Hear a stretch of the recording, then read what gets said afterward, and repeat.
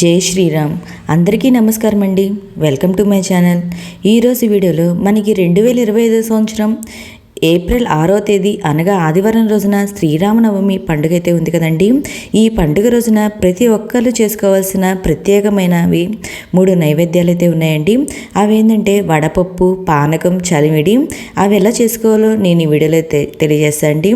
ఈ రోజున ప్రతి ఒక్కరు పానకము, వడపప్పు, చలిమిడి అనేది చేసుకొని స్వామివారికి నైవేద్యం అనేది సమర్పించాలి.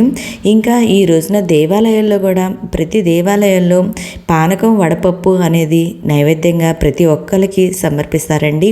ముందుగా పానకం కోసం ఒక కప్పు తురిమిన బెల్లం తీసుకుని దాంట్లో ఒక కప్పు వాటర్ పోసుకొని అది మొత్తం కరిగేదాకా ఉంచుకోవాలండి. ఈలోపు మనం ఒక 10 యాలకులు, ఒక 10 కొన్ని మిరియాలు వేసుకొని వాటిని రోట్లో దంచుకోవాలి. మీరు మిక్సీ వేసుకున్నా పర్వాలండి. కొంతమంది సొంటి కూడా వేస్తారు.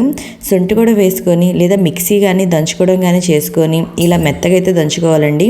ఈలోపు మనకి బెల్లం అయితే కరిగిపోయింది. కరిగిన బెల్లాన్ని మనం జల్లెడలోనే వేసుకుంటే బెల్లంలో ఉన్న మట్టి, ఇసుక అనేది మనకి ఉండదు.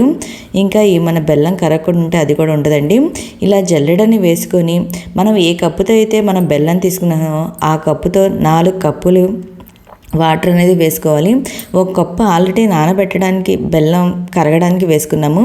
ఇంకా మిగిలిన 4 కప్పులు అనేది వేసుకోవాలి. మొత్తం 5 కప్పులు అనేది వేసుకొని మనం దంచుకున్న మిరియాల పౌడరు, యాలకుల పౌడర్ అనేది దీంట్లో కలుపుకోవాలండి. ఇంకా శొంఠి పౌడర్ కూడా వేసుకోవాలి కొంచెము. ఇలా వేసుకుంటే మనకి పానకం అనేది రెడీ అయిపోతుందండి. ఈరోజు ప్రత్యేకంగా తులసి దళాలను అయితే మనం పెట్టే నైవేద్యంలో వేయాలి స్వామివారికి. తర్వాత వడపప్పు కోసం ఒక గిన్నె పెసరపప్పు అయితే తీసుకొని దాంట్లో కొన్ని వాటర్ వేసి 1 గంట సేపు అయితే నాననివ్వాలండి. 1 గంట సేపు నానిన తర్వాత మనం దాంట్లో ఉన్న వాటర్ అన్నీ వంపేసేసి దాంట్లో కొంచెం బెల్లం ముక్క వేసి దాంట్లో 2 తులసి దళాలు అయితే వేయాలండి.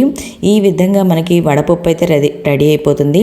కొంతమంది అంటే పచ్చి కొబ్బరి ముక్కలు కూడా వేసుకుంటారు ఈ వడపప్పుకి. ఎవరు ఆచారాల ప్రకారం వాళ్ళైతే చేస్తారండి. మేమైతే ఓన్లీ బెల్లమే వేస్తాము.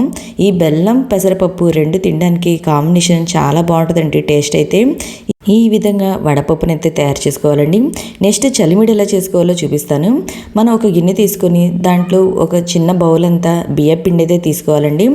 దానికి ఒక హాఫ్ బౌల్ వచ్చి బెల్లం అయితే తీసుకోవాలి. ఇంకా యాలకుల పౌడర్ కొంచెము 4 యాలకులు అయితే తీసుకున్నాను. కొంచెం నెయ్యి అనేది వేసుకొని మనం ఎండు కొబ్బరి ముక్కలు వేసుకొని వీటిని అయితే మనం చక్కగా కలుపుకోవాలంటే ఆ బెల్లం కరిగేంత వరకు నీట్గా కలుపుకోవాలి. ఇలా కలుపుకొని ముద్ద అనేది చేసుకోవాలండి.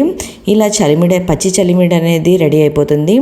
ఈ విధంగా స్వామివారికి పూజలో వడపప్పు, పానకం, చలిమిడి అనేది ఈ రోజున ఖచ్చితంగా నైవేద్యం అనేది సమర్పించాలండి. వడపప్పు, పానకం అయితే ప్రతి ఒక్కరు ప్రతి దేవాళ్ళు అయితే కంపల్సరీగా ఈరోజు నైవేద్యంగా అయితే సమర్పిస్తారండి. ఓకే అండి, మీకు ఈ వీడియో నచ్చినట్లయితే లైక్ చేయండి, మీ ఫ్రెండ్స్ అండ్ ఫ్యామిలీ మెంబర్కి షేర్ చేయండి. Thank you for watching.